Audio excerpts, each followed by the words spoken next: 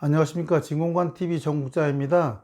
이번 시간은 대박집과 성공하는 사람들의 공통점이라는 주제를 가지고 말씀을 드려볼까 합니다. 대박집과 성공하는 사람들 어떤 공통점이 있을까요? 제가 생각하는 공통점은 두 가지인데요. 그 첫 번째는 핵심 역량이고요. 두 번째는 고객 중심의 마인드입니다. 성공하는 사람들은 어떤 핵심 역량을 갖고 있을까요? 지식이라든지 정보, 업무 능력이라든지 인맥, 자본, 자금 동원력 등등 여러 가지 역량이 있겠죠. 대박집의 핵심 역량은 맛이라든지 품질, 가격, 위생, 차별화된 서비스 등등 여러 가지가 있겠죠. 그 다음에 고객 중심 마인드는 사업을 하던 전문가든 나를 제외한 모든 사람은 다 자신의 고객입니다. 그래서 자신을 제외한 모든 사람들을 고객처럼 대하는 마인드가 중요한 성공 요인이라고 할 수 있겠습니다. 대박TV야 더 말할 나위 없이 고객 중심의 서비스를 하는 것이 굉장히 중요하죠.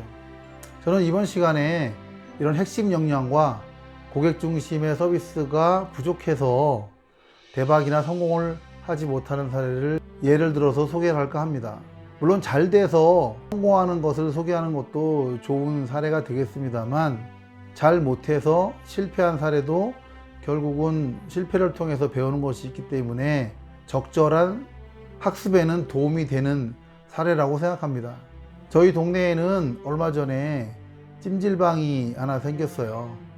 근데 여기가 시설이 넓거나 인테리어가 고급스럽진 않습니다. 그러다 보니까 근처에 다른 찜질방이 없는데도 불구하고 손님들이 많지가 않아요. 좀 멀지만 차를 타고 시설이 좋고 넓은 데로 가는 것이죠. 근데 또 그 안에는 그 때를 미는 사장님이 계신데, 한번은 지나가다 우연히 들었는데 이런 얘기를 하시더라고요. 이 찜질방에는 손님이 너무 없어서 때 미는 사람이 너무 없다고 힘들다고 하는 얘기를 주변 분들과 말씀 나누는 거를 제가 우연히 들었는데, 저도 때를 한번 밀어봤는데 열심히는 미시는데 만족도가 높지 않더라고요. 그러다 보니까 적은 손님이나마 오시는 손님도 다 잡질 못해서 결국은 어려움을 겪는 게 아닐까, 그런 생각을 좀 해봤습니다.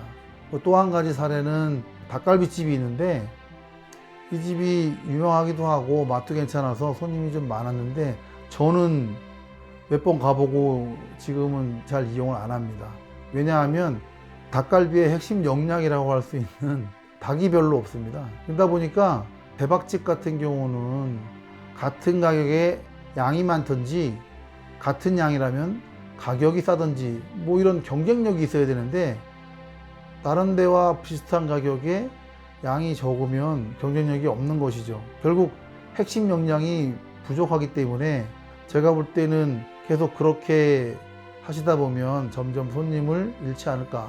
물론 경기가 어렵고 소비를 줄이기 때문에 힘든 건 있겠지만, 그렇다고 해서 모든 집이 장사가 다 안 되는 것은 아닙니다.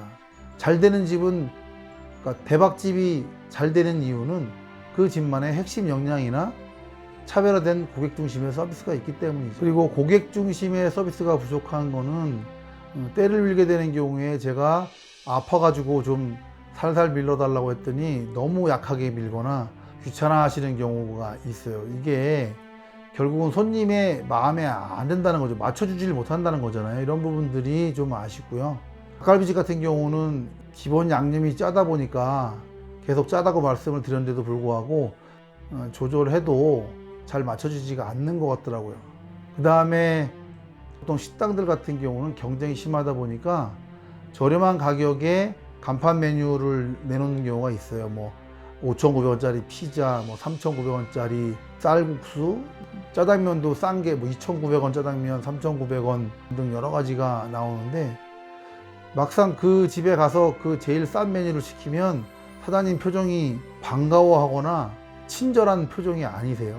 그럴 거면 그런 메뉴를 만들지 말든지, 그런 메뉴를 제공한다고 해놓고 정작 싼 메뉴를 시키면 반기지 않는 모습을 보여주는 것은 많이 아쉬운 부분입니다.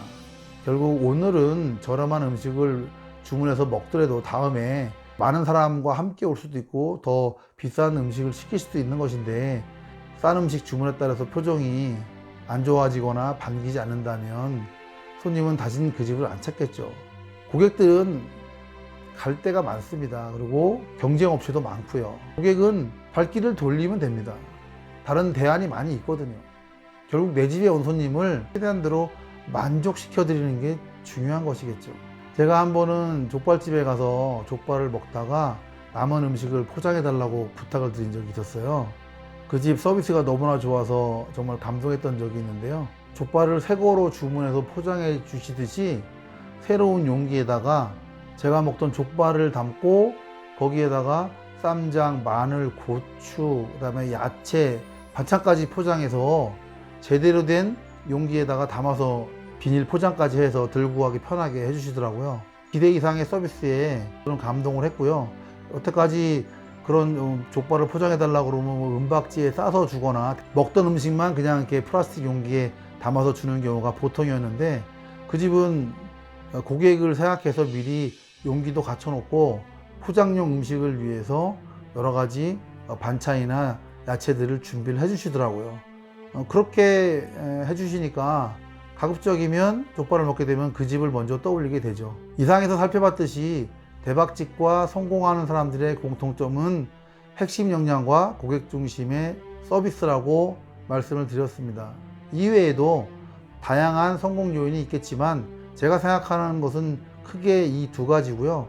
최근 경제 상황도 좋지 않고 업종 간의 경쟁도 심하기 때문에 장사하시는 분들이 굉장히 힘드신 걸로 알고 있습니다. 그럴수록 핵심 역량과 서비스를 집중해서 우리 집에 오신 손님을 만족시켜 드리는 것이 사업이 잘 되는 비결이 아닐까 생각합니다. 결국 남이 갖지 않은 핵심 역량과 고객 중심의 차별화된 서비스가 사업의 성공 요인이라는 것인데요.